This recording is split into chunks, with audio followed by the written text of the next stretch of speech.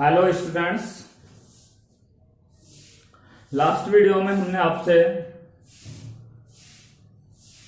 वाष्पोत्सर्जन को प्रभावित करने वाले कारकों पर आपसे चर्चा की।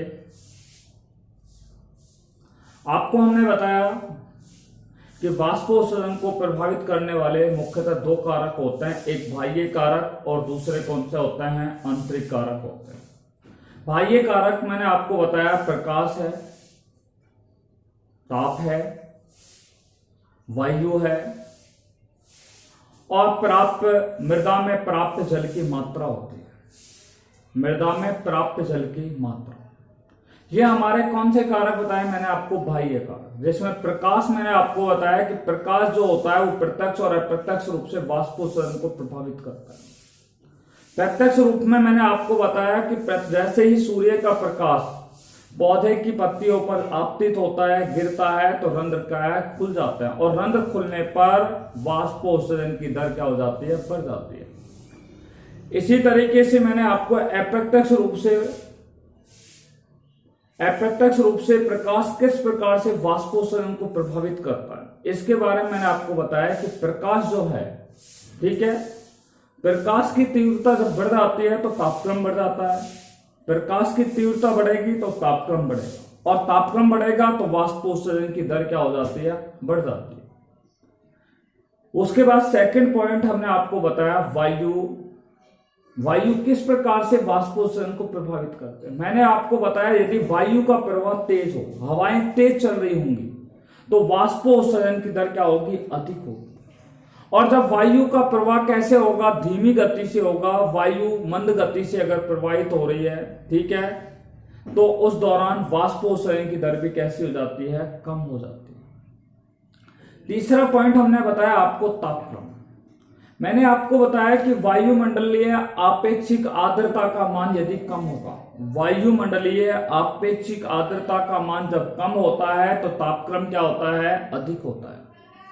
वायुमंडल का जब तापक्रम अधिक होगा तो वाष्पोत्सर्जन की दर क्या हो जाती है, अधिक हो जाती है। अर्थात तापक्रम अधिक होगा तो वाष्पोत्सर्जन की दर क्या हो जाती है, अधिक हो जाती है। मिट्टी में प्राप्त जल की मात्रा, ये नेक्स्ट पॉइंट है, फोर्थ पॉइंट। मैंने आपको बताया कि मृदा में यदि प्राप्त जल की मात्रा अधिक होगी तो वाष्पोत्सर्जन की दर भी क्या होगी, अधिक होगी। यदि मिट्टी में प्राप्त जल की मात्रा कम होगी तो वाष्पोत्सर्जन की दर भी पादप के द्वारा कैसी हो जाएगी, कम हो जाएगी। इसके बाद हमने आपसे बात की थी आंतरिक कारकों पर। मैंने आंतरिक कारकों के तीन कारकों पर आपसे चर्चा की। पहला कारक था पत्ती की संरचना, स्ट्रक्चर ऑफ लीफ। मैंने बताया कि मरुभूमि जो पादप होते हैं या शुष्क आवास में जो पाए जाने वाले पादप होते हैं, उन पादपों की पत्तियों पर रंध्र कैसे होते हैं, धसे हुए होते हैं। Sunken stomata is found on the xerophytic plant, ठीक है। संकन का अर्थ होता है धसे हुए, अर्थात मरुदित पादपों की जो पत्तियां होती हैं उनके अंदर रंध्र कैसे होते हैं, धसे हुए होते हैं। दूसरा, उनकी पत्तियों पर या तो क्यूटिकल का आवरण पाया जाता है या मोम का क्या पाया जाता है, स्तर पाया जाता है, ठीक है। मोम का आवरण उनकी पत्तियों के चारों ओर पाया जाता है, जिसके कारण उन पादपों के अंदर वाष्पोत्सर्जन की दर कैसी होती है, कम होती है। दूसरा पॉइंट मैंने आपको बताया रूट एंड शूट रेशो, मूल और प्ररोह का अनुपात। मूल और प्ररोह का अनुपात मैंने बताया कि यदि मूल और प्ररोह का अनुपात अधिक होगा तो वाष्पोत्सर्जन की दर भी क्या होगी, अधिक होगी। यदि मूल और प्ररोह का अनुपात कम होगा तो वाष्पोत्सर्जन की दर भी क्या हो जाती है, कम हो जाती है। यह हमने आपको दूसरा कारक बताया था आंतरिक कारकों में। और सबसे तीसरा कारक जो मैंने आपको बताया वो ये था पत्ती का दिक् विन्यास, ओरिएंटेशन ऑफ लीफ, ठीक है। मैंने बताया कि यदि पत्ती का दिक् विन्यास, ठीक है, पत्ती का यदि दिक् विन्यास आपतित जो विकिरण होती है, आपतित विकिरण के कैसे हो, समकोण पर हो, तो वाष्पोत्सर्जन की दर कैसी होगी, अधिक होगी। और यदि पत्ती का दिक् विन्यास, ठीक है, आपतित विकिरण के कैसे हो, समानांतर हो, ठीक है। पत्ती का दिक् विन्यास आपतित विकिरण के कैसे हो, समानांतर हो, तो उस स्थिति के अंदर वाष्पोत्सर्जन की दर कैसी होती है, कम होती है। उसके बाद हमने आपको बताया था वाष्पोत्सर्जन का महत्व, what is the significance of transpiration. पहले मैंने बताया वाष्पोत्सर्जन के कारण ही पादपों में रसारोहण की क्रिया होती है। पादपों में वाष्पोत्सर्जन की क्रिया के कारण ही पादपों में कौन सी क्रिया होती है? रसारोहण की क्रिया होती है। दूसरा पॉइंट मैंने आपको बताया कि वाष्पोत्सर्जन की क्रिया के कारण ही पादप जो होते हैं वो अतिरिक्त जल का क्या करते हैं? निष्कासन करते हैं। अर्थात पादपों के द्वारा अतिरिक्त जल का जो निष्कासन किया जाता है वो किसके द्वारा किया जाता है? किसके द्वारा किया जाता है? वाष्पोत्सर्जन के माध्यम से किया जाता है। वाष्पोत्सर्जन के कारण ही पत्ती का जो तापक्रम होता है, तापमान होता है, वो क्या है? कम रहता है। अर्थात वाष्पोत्सर्जन के कारण पत्ती का जो तापमान होता है वो पत्ती का तापमान कैसा रहता है? कम रहता है। तीसरा पॉइंट मैंने चौथा पॉइंट बताया कि पादपों के द्वारा मृदा से खनिज लवणों का क्या किया जाता है? अवशोषण किया जाता है। जल का क्या किया जाता है? अवशोषण किया जाता है। तो पादपों के द्वारा खनिज लवण और जल का जब अवशोषण किया जाता है, साथ में उन खनिज लवण और जल का अवशोषण के बाद मृदा यानी कि मूल से उन सभी का स्थानांतरण पौधे के विभिन्न भागों तक क्या है? किया जाता है। ठीक है। और ये जो स्थानांतरण होता है वो किसके द्वारा होता है? वाष्पोत्सर्जन के द्वारा ही होता है। अर्थात पादपों में खनिज लवण व जल का अवशोषण और स्थानांतरण वाष्पोत्सर्जन की क्रिया के द्वारा ही होता है। ठीक है। ये हमने आपसे बात की थी महत्व के बारे में। आज जो हम पढ़ने जा रहे हैं वो है हमारा नेक्स्ट टॉपिक और वो है बिंदुस्राव। इस चैप्टर का ये अंतिम टॉपिक है। बोर्ड एग्जाम की दृष्टि से ये बहुत ही इंपॉर्टेंट टॉपिक है जिस पर आज हम आपसे चर्चा करने जा रहे हैं। What is the meaning of guttation? बिंदुस्राव क्या है? बिंदुस्राव कैसे होता है? How to guttation takes place in plants? पादपों में बिंदुस्राव होता कैसे और बिंदुस्राव क्या है? ठीक है। इन सभी बिंदुओं पर हम इस आज के वीडियो में आपसे क्या करेंगे? चर्चा करेंगे। So today we are going to discuss about guttation. What is the meaning of guttation and how to guttation is takes place in the plants. Okay? देखिए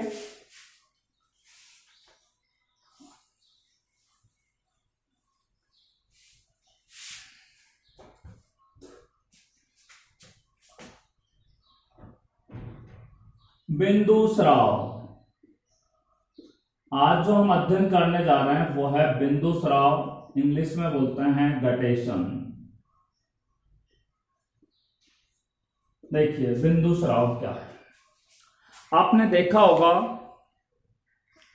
कि कई बार प्रातःकाल आप जब घूमने के लिए निकलते हैं, प्रातःकाल जब आप लोग भ्रमण के लिए निकलते हैं तो आपने घास की जो पत्तियां होती हैं उन घास की पत्तियों के किनारों पर पानी की बूंदों को आपने देखा होगा। घास की प्रातःकाल के समय जब आप घूमने के लिए जाते हैं तो घास की जो पत्तियां होती हैं उन पत्तियों के किनारों पर, ठीक है, घास की जो पत्तियां होती हैं या आलू के पौधे की पत्तियां होती हैं, ठीक है, या टमाटर के पौधे की पत्तियां होती हैं या अरबी की पत्तियां होती हैं या ब्रायोफिल्लम के पौधे की पत्तियां होती हैं, तो उन पत्तियों के ये किनारे होते हैं और इन किनारों पर आपने पानी की बूंदों को क्या है वहां पर देखा होगा। ठीक है, पानी की बूंदों को आपने यहां पर क्या है देखा होगा। ठीक है, और जो ये पौधे की पत्तियों पर पानी की जो बूंदें होती हैं, ठीक है, पौधे की पत्ती के किनारे पर जो पानी की बूंदें आप देखते हो वो क्या कहलाता है? बिंदुस्राव कहलाता है। ठीक है, बिंदुस्राव की परिभाषा क्या हुई? ठीक है, मैं आपको बता देता हूं बिंदुस्राव क्या है। कि पौधे की पत्तियों पर, पौधे की क्या है? पत्तियां, और पत्तियों के जो किनारे होते हैं, ठीक है, पौधे की पत्तियों के जो किनारे होते हैं उन किनारों से जल का छोटी छोटी बूंदों के रूप में, पानी का छोटी छोटी बूंदों के रूप में बाहर निकलना, या जल की या पानी की छोटी छोटी बूंदों का क्या होता है? स्राव होता है। उस स्राव को क्या कहते हैं? बिंदुस्राव कहते हैं। पौधे की पत्ती के किनारों पर, ये पौधे की पत्तियां हैं और पत्ती के क्या है? किनारे हैं, और इन पत्ती के किनारे पर ये जल की क्या है? बूंदे हैं। ये क्या है, जल की बूंदें हैं, वाटर ड्रॉपलेट्स हैं, जल की बूंद हैं। ठीक है, मैं क्या बोल रहा हूं, पौधे की पत्ती के किनारे हैं और पौधे की पत्ती के किनारे पर जल की जो बूंदें होती हैं, जल की छोटी छोटी बूंदें जो होती हैं, उन छोटी छोटी बूंदें क्या होती हैं, बाहर निकलती है, या जल की छोटी छोटी बूंदों का स्राव होता है, उसे क्या कहते हैं, बिंदु स्राव कहते हैं। क्या कहते हैं, बिंदु स्राव कहते हैं। आपने देखा होगा प्रातः काल जब आप घूमने जाते हैं तो घास का पौधा होता है, घास की पत्तियां होती हैं, आलू की पत्तियां होती है, अरबी की पत्तियां होती है, बराफिल्म की पत्तियां होती है, टमाटर की पत्तियां होती है, सरसों के पौधे की पत्तियां होती हैं, या गेहूं के पौधे की पत्तियां होती है। तो उन पत्तियों के ऊपर आपने देखा होगा, उन पत्तियों के किनारे पर जल की छोटी छोटी बूंदें होती हैं, वो आपको देखने के लिए वहां पर मिलती है। और जल की जो बूंदें वहां पर देखने के लिए मिलती है, उसे क्या कहा जाता है, बिंदु स्राव कहा जाता है। क्या कहा जाता है, बिंदु स्राव कहा जाता है। परिभाषा क्या हुई कि पौधे की पत्ती के किनारों पर, पौधे की पत्ती के किनारों पर जल की छोटी छोटी बूंद, जल की कौन सी बूंदें होती हैं, छोटी छोटी बूंदों के रूप में होने वाले स्राव को ही क्या कहा जाता है, बिंदु स्राव कहते हैं। तो पौधे की पत्ती के किनारे से जल की छोटी छोटी बूंदों के होने वाले स्राव को ही क्या कहा जाता है, बिंदु स्राव कहा जाता है। ये तो हमने आपको मीनिंग बता दिया है, what is the meaning of guttation, बिंदु स्राव क्या है। तो आप समझ में आ गया कि पौधे की जो पत्तियां होती हैं, उन पत्तियों के किनारों पर जल की छोटी छोटी बूंदें यदि दिखाई दे तो वो क्या कहलाएगा, बिंदु स्राव कहलाएगा। देखो, बिंदु स्राव की क्रिया की खोज, इस बिंदु स्राव की क्रिया की खोज 1869 में एक वैज्ञानिक थे जिनका नाम था डी बेरी। 1869 में डी बेरी नाम के वैज्ञानिक ने बिंदु स्राव की क्या किया है, खोज किया। Who discovered guttation.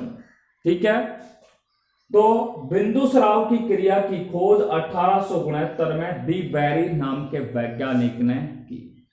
ठीक है, किसने की थी, डी बेरी नाम के वैज्ञानिक ने की। अब हम बात करते हैं, आपको भी मैंने बताया कि बिंदु स्राव कब होता है। बिंदु स्राव की जो घटना होती है वो सुबह के समय में होती है, प्रातः काल की वेला के अंदर होती है, प्रातः काल के समय में होती है। ठीक है, अब बिंदु स्राव होता कैसे, how to guttation takes place in plants, पादपों में बिंदु स्राव होता कैसे, इस पर आइए हम आपसे बात करने जा रहे हैं। देखिए, बिंदु स्राव किस प्रकार से होता है, इस बिंदु पर आपसे हम चर्चा करने जा रहे हैं। बिंदु स्राव की खोज किसने की, ये आपको बता दिया है, डी बेरी नामक वैज्ञानिक ने बिंदु स्राव की क्रिया की क्या की थी, खोज की थी। देखिए, अब हम आपको बताने जा रहे हैं, ये देखिए,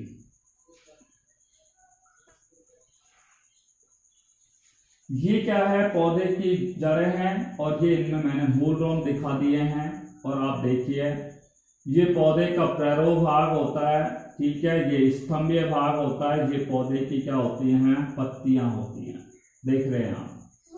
ठीक है, ये इस तरीके से मैं आपको यहाँ पे छोटी छोटी बूंदें पत्ती के किनारे पर आपको यहाँ पर क्या है दिखा रहे हैं। ठीक है, इस तरीके से। तो ये क्या है, पौधे के अंदर क्या हो रहा है, बिंदु स्राव की क्रिया हो रही है।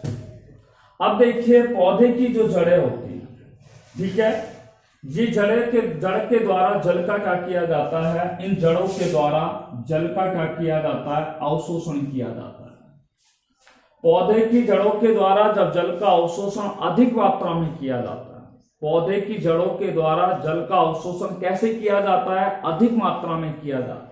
तो इस पौधे की जड़ों के द्वारा जल का अवशोषण कैसे किया जाता है, जब अधिक होता है, अधिक मात्रा में होता है, तो इस दौरान इस पादप के अंदर वाष्पोत्सर्जन कैसा होता है, कम होता है।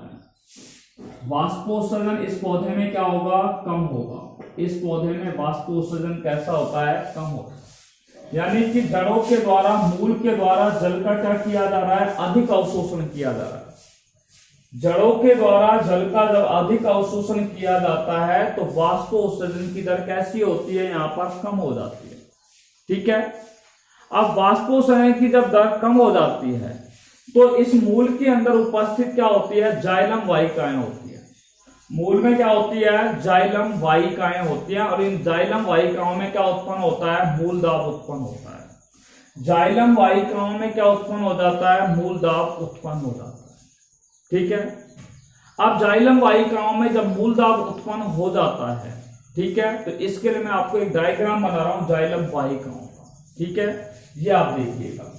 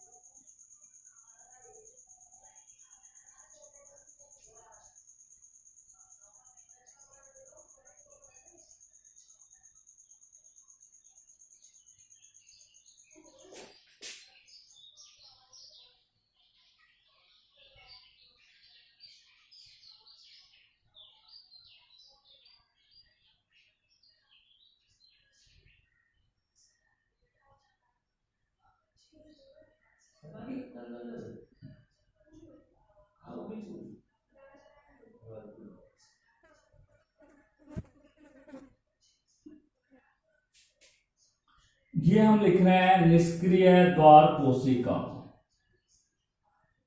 निष्क्रिय द्वार कोशिका। ठीक है, इस निष्क्रिय द्वार कोशिका के नीचे आपको मैंने एक डायग्राम बनाया है, इसको बोलते हैं रंध्र छिद्र। क्या कहते हैं, रंध्र छिद्र बोल सकते हैं, या इसको रंध्र गुहा। ठीक है, या इसको क्या बोल सकते हैं, रंध्र गुहा भी बोल सकते हैं। क्या बोल सकते हैं, रंध्र गुहा, या इसे जल रंध्र भी कहते हैं। इसे क्या कहते हैं, जल रंध्र भी कहते हैं। जल रंध्र को इंग्लिश में बोलते हैं हाइडोथेड्स, हाइडोथेड्स के नाम से जाना जाता है, HYDOTHADES, हाइडोथेड्स। इस जल रंध्र के नीचे क्या पाई जाती है, मृदु ऊतक की बहुत सारी कोशिकाएं पाई जाती है। इस तरीके से आप देख रहे हो, मृदु ऊतक की बहुत सारी कोशिकाएं आपको यहाँ पे नजर आ रही है। ठीक है, ये मृदु ऊतक की क्या है, अनेक कोशिकाएं यहाँ पर क्या है, पाई जाती है। ठीक है, देखो यहाँ पे इस तरीके का मैं आपको डायग्राम बना रहा हूं।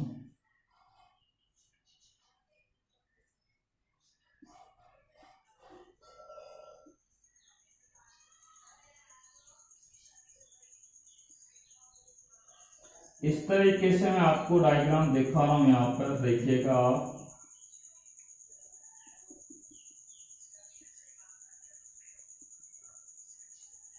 है ना, ये आप देख रहे हो यहाँ पे,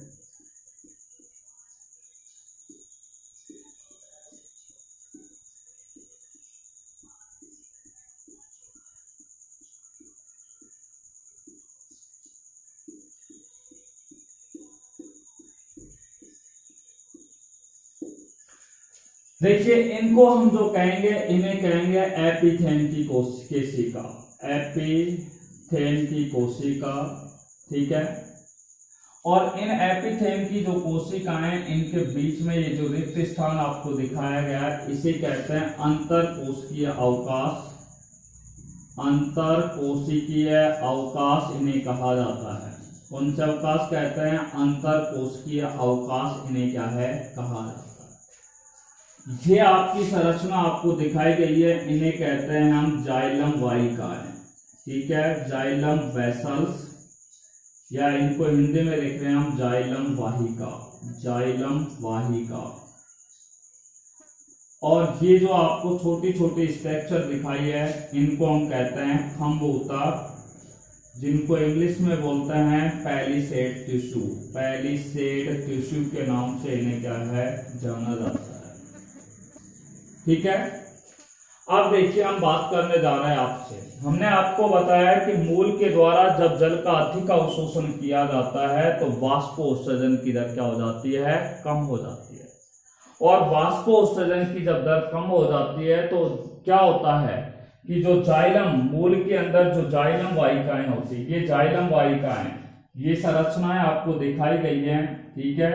ये सारी संरचनाएं कौन सी हैं? जाइलम वाहिकाओं की। ये वाली संरचनाएं जो मैंने आपको इस तरीके से दिखाई है।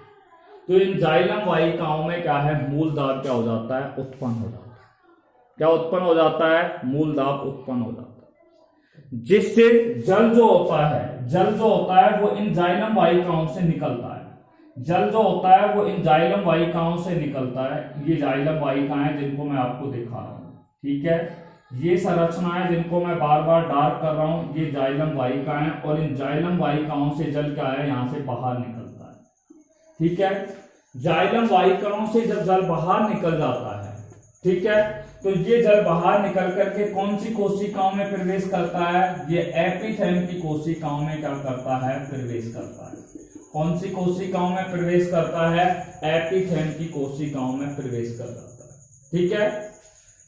जाइलम वाहिकाओं से जल निकल करके एपिथेम की कोशिकाओं में प्रवेश कर जाता है, या एपिथेम की कोशिकाओं में आ जाता है, या एपिथेम की कोशिकाओं में स्थानांतरित हो जाता है। कौन स्थानांतरित हो जाता है? जल हो जाता है। कहां से कहां हो जाता है? जाइलम वाहिकाओं से एपिथेम की कोशिकाओं में क्या हो जाता है? स्थानांतरित हो जाता है। ये एपिथेम की कोशिकाएं जो मैंने आपको ये दिखाई है, यहां तक जो कोशिकाएं दिखाई दे रही है, ये एपिथेम की कोशिकाएं होती हैं। एपिथेम की कोशिकाएं जो होती हैं वो मृदु ऊतक कोशिकाओं का एक समूह होता है। मृदु ऊतक कोशिकाओं का क्या होता है? समूह होता है। कौन सी कोशिका? एपिथेम की कोशिका। तो एपिथेम जो होता है वो मृदु ऊतक कोशिकाओं का क्या होता है? एक समूह होता है। और ये कोशिकाएं कैसी होती है? बहुत ही, एपिथेम की कोशिकाएं बहुत ही कैसी होती है? कोमल होती है, सॉफ्ट होती है। परंतु इन मृदु ऊतक कोशिकाओं में हरित लवक नहीं पाया जाता है। Chlorophyll is absent in epithem cells. Epithem cells के अंदर क्या होता है? यानी कि हरित लवक का क्या होता है? अभाव होता है। हरित लवक इनके अंदर नहीं पाया जाता। आपने देखा है कि एपिथेम की कोशिकाएं जो होती हैं, इनके मध्य में जो आपको डार्क दिखा रहा हूं, ये क्या है? एपिथेम की कोशिकाओं के मध्य क्या पाया जाता है? अंतर कोशिकीय अवकाश क्या है? इनके अंदर पाए जाते हैं। इंटरसेलुलर स्पेस इनके अंदर क्या है? पाए जाते हैं। एपिथेम की कोशिकाओं के अंदर कौन से अवकाश पाए जाते हैं? अंतर कोशिकीय या अंतर कोशिकीय अवकाश या इंटरसेलुलर स्पेस इनके अंदर क्या है? पाए जाते हैं। बात समझ में आ गई? अब ये एपिथेम की जो कोशिकाएं होती हैं, ठीक है, ये एपिथेम की कोशिकाएं संतृप्त होती हैं, सैचुरेटेड होती हैं, और ये संतृप्त होने के कारण, ठीक है, इनसे जल निकलता है, ठीक है। यहां से जल निकल करके इनमें आ जाता है, इन एपिथेम इनमें आ जाता है। इस तरीके से जल निकल करके किस में आता है? जल रंध्रों में आ जाता है, ठीक है। यानी कि ये जल छिद्रों में आ जाता है, रंध्र गुहा में आ जाता है, या जल रंध्र के अंदर क्या है? आ जाता है, ठीक है। और जल छिद्रों से जो जल होता है वो बूंदों के रूप में क्या होता है? बाहर निकलता है, ठीक है। किसके रूप में बाहर निकलता है? बूंदों के रूप में बाहर निकलता है। और बूंदों के रूप में बाहर निकलता है, कहां निकलता है? पत्तियां होती हैं, ठीक है। यानी कि ये जल क्या है? इस तरीके से जाइलम वाहिकाएं होती हैं, जाइलम वाहिकाओं से वो किस में आ जाता है? एपिथेम की कोशिकाओं में आ जाता है। एपिथेम की कोशिकाओं से क्या है? स्तंभ मार्ग से होते हुए पत्तियों के अंदर पहुंच जाता है। पत्तियां जो होती हैं, ठीक है, उन पत्तियों के अंदर क्या है कि जल रंध्र जो होते हैं, उन जल रंध्र से क्या है? पत्तियों में जो द्वार कोशिकाएं होती हैं, निष्क्रिय द्वार कोशिका, इन निष्क्रिय द्वार कोशिकाओं के द्वारा ये क्या है? मूल दाब के द्वारा क्या है? बिंदु स्राव क्या हो जाता है? उत्पन्न हो जाता है, ठीक है। अब ये जल की जो हानि होती है, जल की यहाँ पर क्या है? जल बाहर निकल रहा है, पौधे से क्या है? जल क्या होता है? बाहर निकल रहा है। इसका मतलब यहाँ पे भी जल की हानि हो रही है। वाष्पोत्सर्जन में भी जल की हानि होती है, बिंदु स्राव में भी जल की क्या होती है? हानि होती है। तो ये जल क्या है? बाहर निकलता है। जल की ये हानि होती है, वो पत्ती की क्या है? सिराएं होती है। ये पत्ती के अंदर क्या है? मध्य सिरा होती है, ठीक है। और पत्ती की मध्य सिरा का जो अंतिम भाग होता है, एंड सिरा होता है, ठीक है। पत्ती का जो सिराएं होती हैं, ठीक है, जल की ये जो हानि होती है वो पत्ती की सिरा का जो अंतिम भाग होता है, ठीक है, या अंतिम छोर होता है। अंतिम छोर में क्या होते हैं, छोटे छोटे क्या पाए जाते हैं, छिद्र पाए जाते हैं, ठीक है। और इन अंतिम छिद्रों, अंतिम जो छोटे छोटे छिद्र पाए जाते हैं, पत्ती की जो सिराएं होती हैं उन सिराओं का जो अंतिम छोर होता है, देखो एक बार मैं बता रहा हूं, ये पत्ती की अंतिम सिरा है और अंतिम छोर वाला ये यहाँ पर क्या पाए जाते हैं, ऐसे अनेक छोटे छोटे क्या पाए जाते हैं, छिद्र पाए जाते हैं। क्या पाए जाते हैं, छोटे छोटे क्या पाए जाते हैं, छिद्र होते हैं।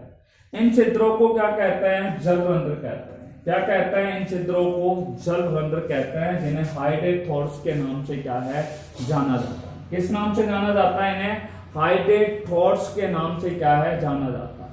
और प्रत्येक जलरंध्र के शीर्ष पर, प्रत्येक जलरंध्र का जो शीर्ष होता है, ठीक है, उस शीर्ष पर एक क्या पाया जाता है, छिद्र पाया जाता है, जिसे क्या कहते हैं, जल छिद्र कहते हैं। शीर्ष पर क्या पाया जाएगा, यहाँ पर एक जल छिद्र पाया जाता है, ठीक है। और जल छिद्र जो होते हैं, ठीक है, जल छिद्र की कोशिकाएं जो होती हैं वो गति नहीं करती है, और ये जल छिद्र की कोशिकाएं हमेशा कैसी रहती है, खुली हुई, हमेशा खुली हुई अवस्था में रहती है। और खुली हुई अवस्था में रहने के कारण इनसे क्या है, जल जो होता है वो छोटी छोटी बूंदों के रूप में क्या होता है, बाहर निकलता है। और बाहर निकलने के पश्चात ही जो जल होता है वो छोटी छोटी बूंदों के रूप में पत्ती के किनारों पर जाकर के क्या हो जाता है, व्यवस्थित हो जाता है।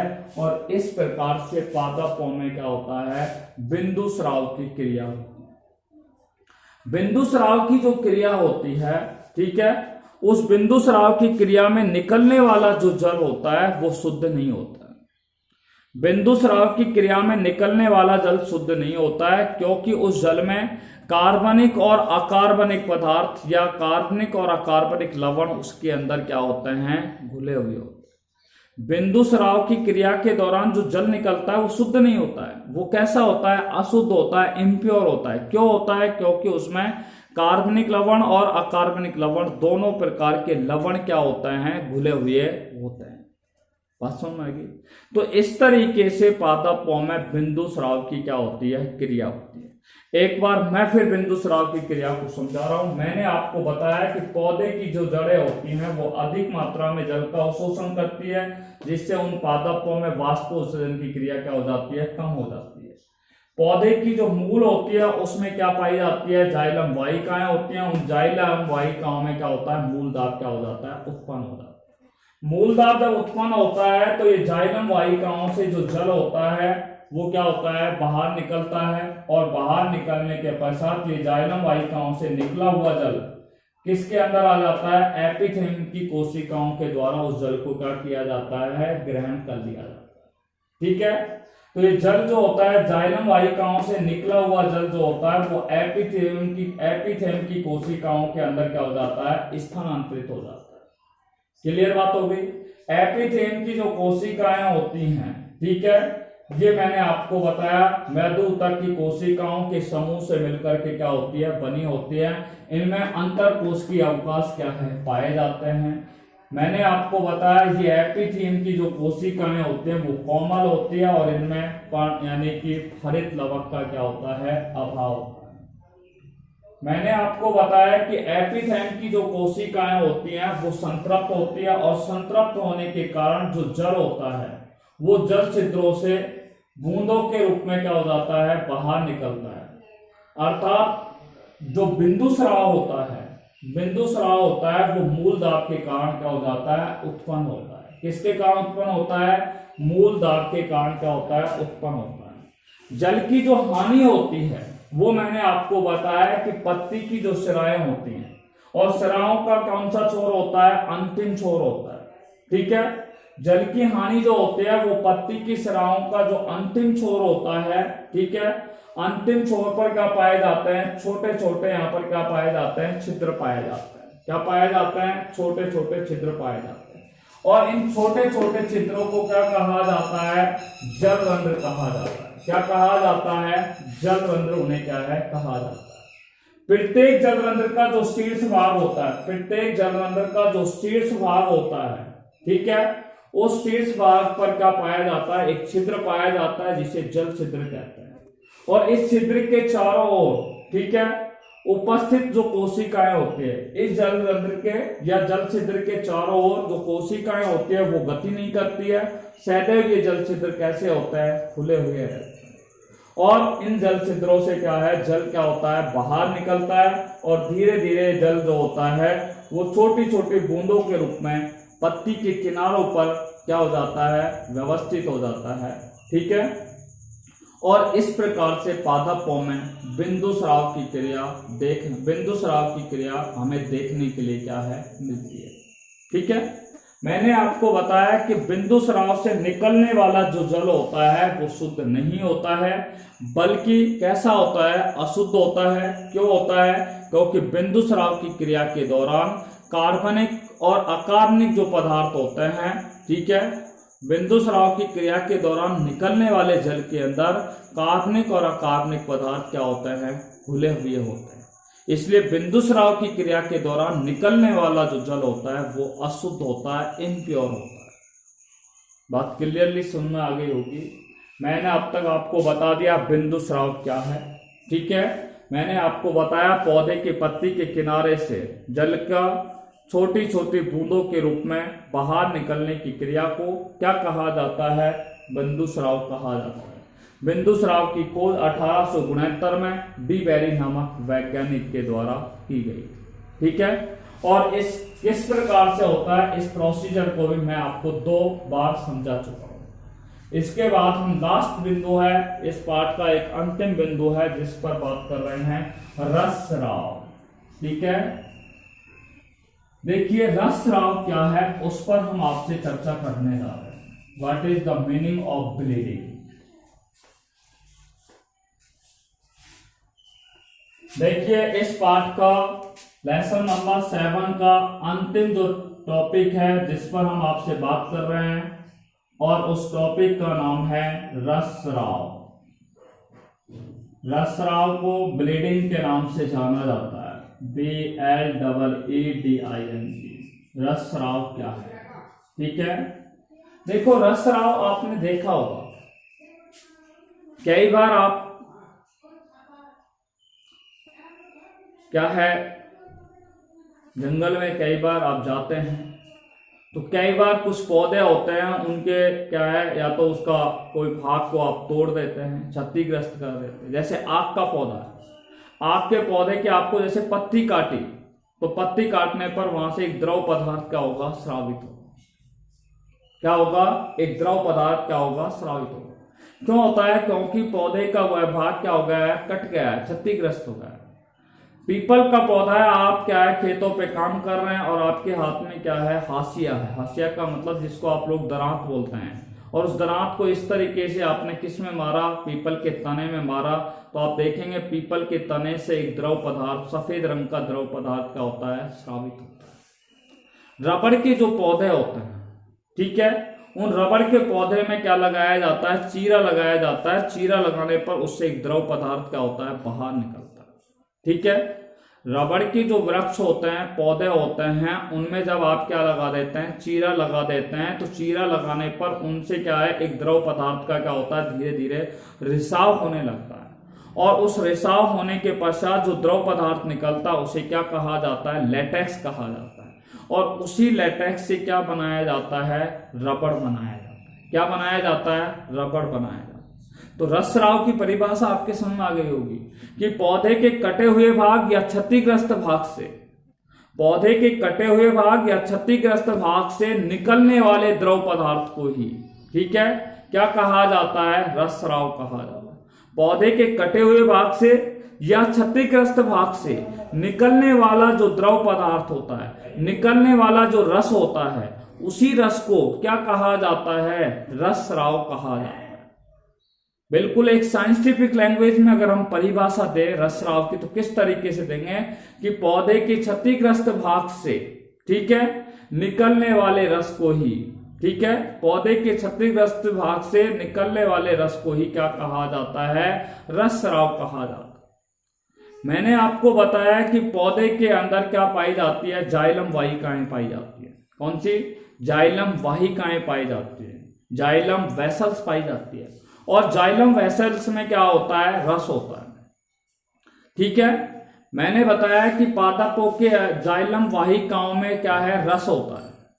और ये रस जो होता है वो मूलदाब जब उत्पन्न होता है, तो ये मूलदाब उत्पन्न होने के कारण जाइलम वाहिकाओं में उपस्थित जो रस होता है, जो द्रव पदार्थ होता है, वो क्या हो जाता है, बाहर निकलता है। अर्थात जब जाइलम वाहिकाएं जब किसी पौधे की कट जाती है, जाइलम वाहिकाएं जब किसी पौधे की कट जाती है, तो कटने पर उन जाइलम वाहिकाओं से क्या निकलता है, एक रस बाहर निकलने लगता है। ठीक है, और उस रस को ही क्या कहा जाता है, रसस्राव कहा जाता है। तो रसस्राव आपकी समझ में आ गया होगा। एक बार फिर हम आपको रिपीट कर रहे हैं कि पौधे के कटे हुए या क्षतिग्रस्त भाग से निकलने वाले द्रव पदार्थ को ही रसस्राव कहते हैं। या आपको मैंने साइंटिफिक लैंग्वेज में परिभाषा दी कि पौधे के क्षतिग्रस्त भाग से, ठीक है, रस के बाहर निकलने की क्रिया को ही रसस्राव कहा जाता है। पौधे की जाइलम वाहिकाओं में, ठीक है, उपस्थित रस में जब मूलदाब उत्पन्न हो जाता है तो रस क्या हो जाता है, बाहर निकलता है।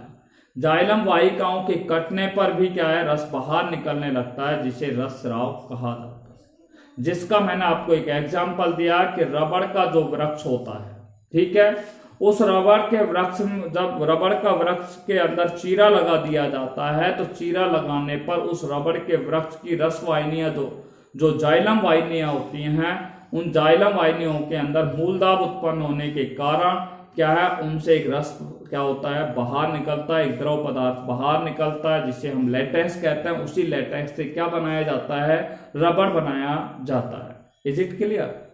मैंने आपको अभी बताया था आक का पौधा, जिसे कैलोट्रोपिस के नाम से जानता है। कैलोट्रोपिस के पौधे के तने को आप काट दीजिए, ठीक है, उस पौधे के तने को यदि आपके द्वारा काट दिया जाएगा तो काटने के बाद उसके तने से क्या निकलेगा, एक सफेद रंग का, ठीक है, एक सफेद रंग का द्रव पदार्थ बाहर निकलता है। इसका मतलब है कि ये क्या है, एक भाग उस पौधे के तने से निकलने वाला जो द्रव पदार्थ होगा वो क्या कहलाएगा, रसस्राव कहलाएगा। ठीक है, देखिए अब तक हम आपको लेसन नंबर बॉटनी के अंदर लेसन 7 पढ़ा चुके हैं, ठीक है, 1 to 7, और जूलॉजी के अंदर 21 से लेकर के 25 चैप्टर पढ़ा चुके हैं। यदि आपको किसी भी प्रकार की समस्या हो तो आप पूछ सकते हैं। आप डेली वीडियो को देखिए, ठीक है। अगर आपको किसी प्रकार की समस्या हो तो आप उन पर हमसे क्या है, डिस्कस कर सकते हैं। हम आपको अपने नंबर पहले ही दे चुके हैं, ठीक है। Till then take care bye corona, be safe, be happy at your home. Thanks very much.